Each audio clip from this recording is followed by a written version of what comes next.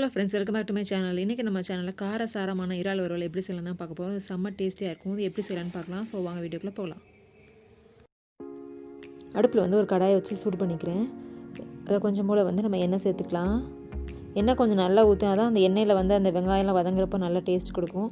கொஞ்சம் போல் சோம்பு போட்டுக்கோங்க. ஒரு லைட்டாக ஒரு பட்டை இல்லைனா இந்த பூ போடுவோம், பிரியாணி பூ போட்டுக்கோங்க. அது கொஞ்சம் நல்லா வதங்கணும். இதில் 2 பெரிய வெங்காயம் நான் கட் பண்ணி வச்சுருக்கேன். ஆனால் இதே அளவுக்கு நீங்கள் சின்ன வெங்காயம் கூட எடுத்துக்கலாம். 2 பெரிய வெங்காயம் அளவுக்கு நான் எடுத்துக்கிறேன். அது கொஞ்சம் நல்லா வதங்கட்டும். கொஞ்சம் சீக்கிரம் வதங்குறதுக்காண்டி கொஞ்சம் போல் உப்பு சேர்த்துக்கிறேன். கொஞ்சம் நல்லா வதங்கினதுக்கப்புறம் தான் நம்ம ஒவ்வொன்றா சேர்க்கணும். இப்போ ஒரு 3/4 ஸ்பூன் அளவுக்கு இஞ்சி பூண்டு விழுது சேர்த்துக்கிறேன். அதுவும் கொஞ்சம் நல்லா பச்சை வாசம் போகிற அளவுக்கு நல்லா வதக்கிக்கிறேன். இப்போ ஒரே ஒரு தக்காளி சேர்த்துருக்கேன். ஒரு தக்காளி நல்லா வதங்கணும். இந்த மாதிரி முழுசாக தெரியாமல் நல்லா மசிகிற மாதிரி ஆயிடும். அந்தளவு நல்லா வதக்கிக்கலாம்.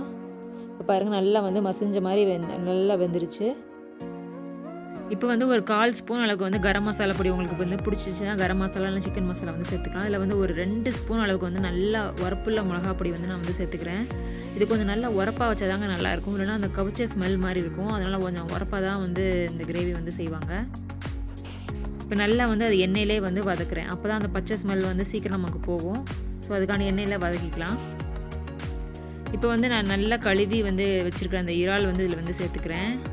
நல்லா உப்பு மஞ்சள் எல்லாத்தையும் போட்டு கொஞ்சம் நேரம் நான் ஊற வச்சுட்டு அதுக்கப்புறம் தான் அதை எடுத்து வச்சுருக்கேன். நல்லா கழுவுனதுக்கப்புறம் இப்போ பாருங்கள், நல்லா அந்த மசாலாலே நல்லா பரட்டி விடுறேன்.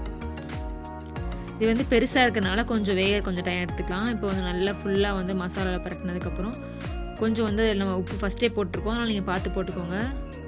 கொஞ்சம் உப்பு இதில் போடுற மாதிரி நல்லா பண்ணிக்கிறேன்.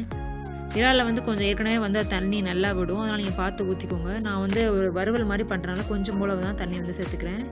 இப்போ ஒரு 1/4 கிளாஸ்க்கு இல்லைனா 1/2 கிளாஸ் அளவுக்கு நீங்கள் தண்ணி சேர்த்துக்கலாம். இப்போ பாருங்கள், நம்ம தண்ணி நல்லா ஊற்றிட்டு கொஞ்சம் நல்லா மிக்ஸ் பண்ணி விடுங்க. இப்போ நல்லா கலந்து விட்டதுக்கப்புறம் நம்ம என்ன பண்ணணும், ஒரு 5 to 10 மினிட்ஸ்க்குள்ளே வைக்கணும். அந்த இறாலோட சைஸை பொறுத்து.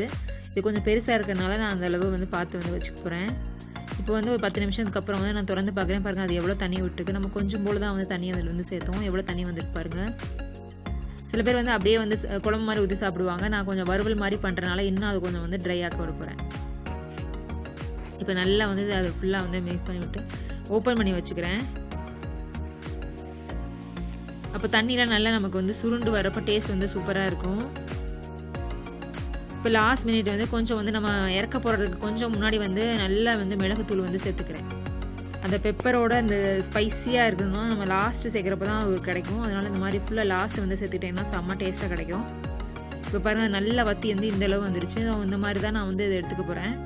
ஸோ அவ்வளோதான் பாருங்கள், ரொம்பவே டேஸ்டியான சூப்பரான காரசாரமான இறால் வறுவல் ரெடி ஆயிடுச்சு. இதை நீங்கள் ட்ரை பண்ணி பாருங்கள். கண்டிப்பாக சூப்பராக இருக்கும். இது ட்ரை பண்ணிட்டு எப்படி இருக்குன்னு எனக்கு கமெண்ட் பண்ணுங்கள். இந்த வீடியோ உங்களுக்கு பிடிச்சிருந்துச்சுன்னா லைக் பண்ணுங்கள். யாருக்காவது யூஸ்ஃபுல்லாக ஷேர் பண்ணுங்கள். நெக்ஸ்ட் ஒரு யூஸ்ஃபுல்லான வீடியோவில் பார்க்கலாம் ஃப்ரெண்ட்ஸ். Bye friends.